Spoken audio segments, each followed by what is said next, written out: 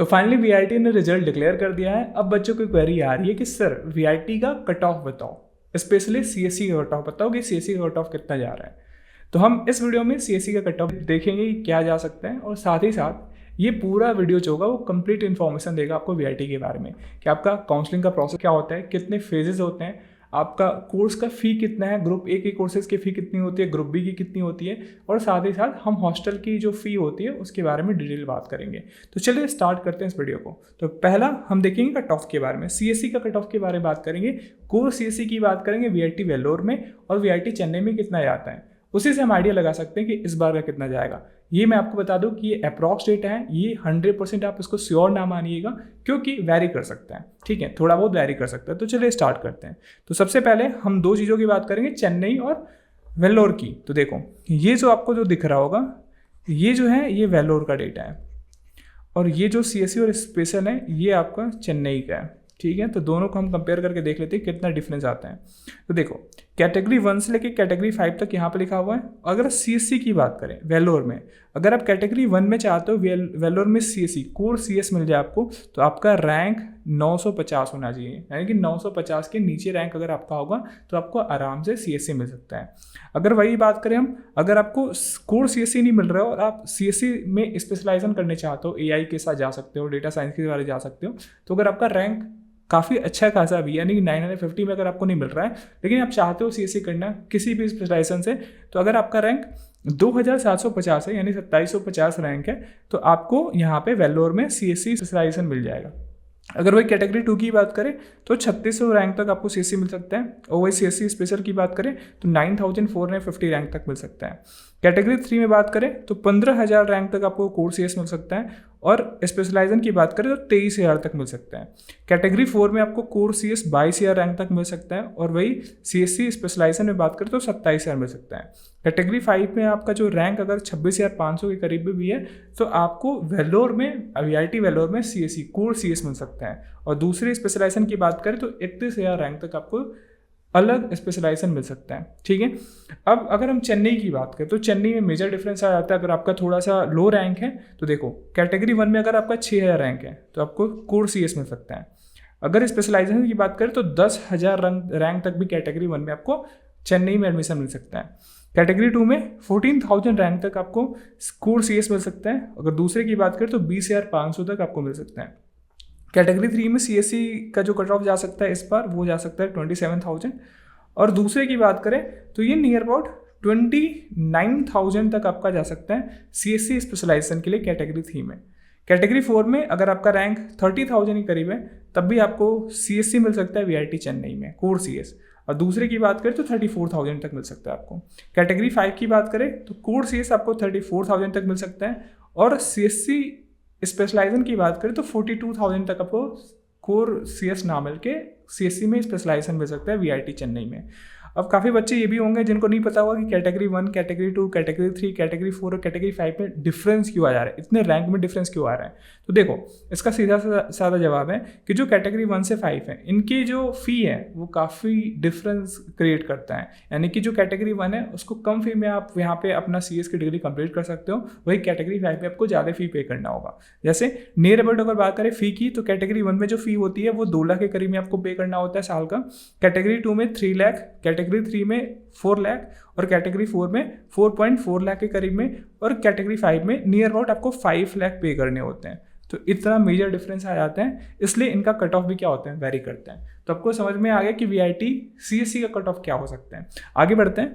अब देखो अभी आपने कहाँ तक प्रोसेस कंप्लीट कर लिया है, आपने फॉर्म भरा और आपने एग्जाम वगैरह दे दिया, अब रिजल्ट भी आ चुका है। तो अभी क्या होने वाला है, अब आप स्टेज में हो, अब आपका स्टार्ट होगा ऑनलाइन काउंसलिंग। ये वीआईटी 2024 का रिजल्ट डिक्लेयर हो गया 3 मई को। अब इसके बाद जो वाला फेज है वो होता है स्टार्ट ऑनलाइन काउंसलिंग का, ठीक है। उसके बाद 7th पोर्शन के बाद यानी कि 8th स्टेप आता है program wish list by the candidate. आप क्या बनाते हो, अपना विश लिस्ट बनाते हो कौन सा प्रोग्राम आपको लेना है। फिर 9th प्रोसेस क्या होता है, ये होता है कि प्रोविजनल एडमिशन लेटर इशू किया जाता है आपका वीआईटी के दौरान। और फिर प्रोसेस नंबर 10 में आता है, 10th स्टेप आता है, उसमें होता है आपका डॉक्यूमेंट वेरिफिकेशन। तो ये पूरा का पूरा स्टेप होने वाला है, यानी कि अभी आप 6th स्टेप तक पहुंच गए और अभी आपको 4 स्टेप पूरा करना होगा। तो फाइनली आप 10वें स्टेप के बाद क्या कर सकते हो, आपका एडमिशन होगा। ठीक है, तो अभी इतने स्टेप रिमेनिंग है। अब सिलेक्शन क्राइटेरिया के बारे में बात कर लेते हैं। यहाँ पे एक इंपॉर्टेंट चीज़ है जिसको मैं हाईलाइट करना चाहता हूँ। देखो, जिन भी कैंडिडेट के 1 लाख तक रैंक हैं वो क्या कर सकते हैं, वो काउंसलिंग में चारों कैंपसेस भर सकते हैं। जैसे वीआईटी वेलोर हो गया, वीआईटी चेन्नई हो गया, वीआईटी आंध्र प्रदेश हो गया, वीआईटी भोपाल हो गया। लेकिन जिनके रैंक 1 लाख से ऊपर है उनको ना वीआईटी वेलोर मिलेगा, ना वीआईटी चेन्नई मिलेगा। उनको काउंसलिंग वो किसके लिए एलिजिबल है, किस में काउंसलिंग वो करा सकते हैं, तो 2 वीआईटी में जा सकते हैं वो। एक है वीआईटी एपी आंध्र प्रदेश और दूसरा वीआईटी भोपाल। तो ये आपको क्लियर होना चाहिए। ठीक है, अब देखो ऑनलाइन काउंसलिंग का प्रोसेस क्या होगा। तो ऑनलाइन काउंसलिंग प्रोसेस में आपको एक काउंसलिंग फ़ी जमा करनी होती है। वो कितना होता है, ये होता है 5,900 रुपये का आपको नॉन रिफंडेबल काउंसलिंग फ़ी जमा करनी होती है। और जो पूरा काउंसलिंग होता है ये 5 फेजेस में होगा। ठीक है, ऐसा नहीं एक ही फेज में कंप्लीट हो जाएगा, ये टोटल 5 फेजेस में कंप्लीट होंगे। अब देखो कौन कौन से फेजेस हैं। देखो, जो फर्स्ट फेज है वो स्टार्ट होगा किनके लिए, रैंक 1 से लेके रैंक 20,000 जिसके होंगे उनका फर्स्ट फेज में काउंसलिंग होगा। सेकंड फेज में काउंसलिंग स्टार्ट होगी 20,000 1 से लेके 45,000 रैंक तक। थर्ड फेज में 45,000 1 से लेके 70,000 तक। फोर्थ फेज में 17,000 1 से लेके 1 लाख तक रैंक तक फोर्थ फेज में काउंसलिंग होगा। और फिफ्थ फेज में जिनके भी रैंक 1 लाख से ऊपर है उनका काउंसलिंग स्टार्ट होगा। ये अलग अलग डेट पे होता है। ठीक है, आगे बढ़ते हैं। अब बात करते हैं स्कॉलरशिप के बारे में कि आपको स्कॉलरशिप कितना मिल सकता है अगर आपका स्कोर, आपका रैंक काफ़ी अच्छा है। तो देखो, अगर आपका रैंक 1 से लेके 10 है तो आपको 100% ट्यूशन फी वेवर मिलेगा। अगर आपका रैंक 11 to 50 है तो 75% आपको डिस्काउंट मिल जाएगा। अगर आपका रैंक 51 to 100 है तो आपको 50% फी वेव मिलेगा। अगर आपका रैंक 101 से लेके 500 तक है तो आपको 25% फी वेव मिलेगा। ठीक है, अब बात करते हैं फी स्ट्रक्चर के बारे में कि डिफरेंट कोर्सेज हैं उनका फ़ी कितना है। तो देखो, जो फी स्ट्रक्चर है वो मेनली 2 ग्रुप में डिवाइड किया गया है, ग्रुप ए और ग्रुप बी। ग्रुप ए वाले जो कोर्सेज हैं वो थोड़े सस्ते हैं, यानी कि ऐसा नहीं कि बहुत ज़्यादा डिफरेंस आ रहा है, लेकिन थोड़े सस्ते हैं।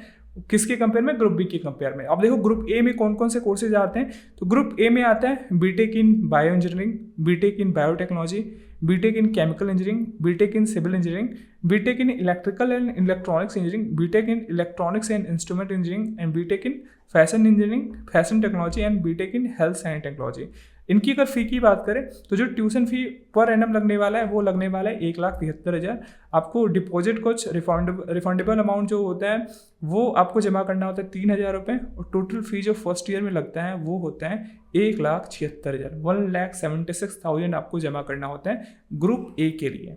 अब ग्रुप बी की बात करें तो जो अभी कोर्सेज मैंने मेंशन किया अगर उनको आप हटा दो तो जो फेमस कोर्सेज हैं, जैसे अगर सीएससी की बात करें, BTech CSC, BTech aerospace engineering, BTech computer science and engineering, तो मतलब जितने भी मेजर कोर्सेज हैं ग्रुप ए को छोड़ के, अगर उनकी फ़ी की बात करें तो इनका फ़ी काफ़ी बढ़ जाता है। इनकी ट्यूशन फ़ी हो जाती है 1,95,000, 3,000 रुपये आपको रिफंडेबल जमा करना होता है। और टोटल फ़ी जो आपको पे करना होता है वो होता है 1,98,000, 1,98,000।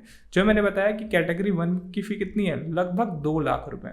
कितना, 2 लाख रुपए आपको जमा करना होता है। वैसे 2 में आपको 3 लाख रुपए नियर अबाउट। तो ये आपकी फ़ी होगी। अगर आपको सीएससी करना है तो आपको पहले साल 1,98,000 यानी कि 2 लाख रुपए कैटेगरी 1 के लिए आपको फ़ी पे करना होगा। अब बात करते हैं वीआईटी में हॉस्टल की फैसिलिटी क्या है। आपको हॉस्टल अगर लेना है तो हॉस्टल की फ़ी कितनी है। तो इसमें क्या है, अलग अलग बेड के हिसाब से है और एसी और नॉन एसी का भी डिफर करता है प्राइस। लड़कों की बॉयज़ हॉस्टल की बात करें तो ये सिंगल बेडेड अगर आप लेते हो एसी तो टोटल आपको पड़ता है 1,34,000। ठीक है, 1,34,548 रुपये। अगर नॉन एसी की बात करो आप तो आपको इसमें मिलता है 92,448 रुपये। अगर वही करें, ये सिंगल बेडेड है तो थोड़ा कॉस्टली पड़ रहा है। 6 बेडेड अगर आप हॉस्टल लेते हो तो एसी में आपको देना पड़ेगा 80,848 रुपीज़, नॉन एसी के लिए 60,848। वही अगर लेडीज़ हॉस्टल की बात करें तो 3 बेडेड में आपको 1,41,248 रुपीज़ पे करना है। अगर भैया 6 बेडेड आप ले रहे हो एसी तो ये है 1,05,248 रुपये। अगर भैया मेस की बात करें तो अगर वेज खाना चाहते हो तो 56,200, नॉन वेज के लिए फ़ी जो है वो 63,400 है, और स्पेशल कैटेगरी में आप अगर लेना चाहते हो मेस की सुविधा तो ये आपको पे करना होगा 72,300 रुपीज़। तो ये रहा पूरा का पूरा कंप्लीट इन्फॉर्मेशन वीआईटी के बारे में।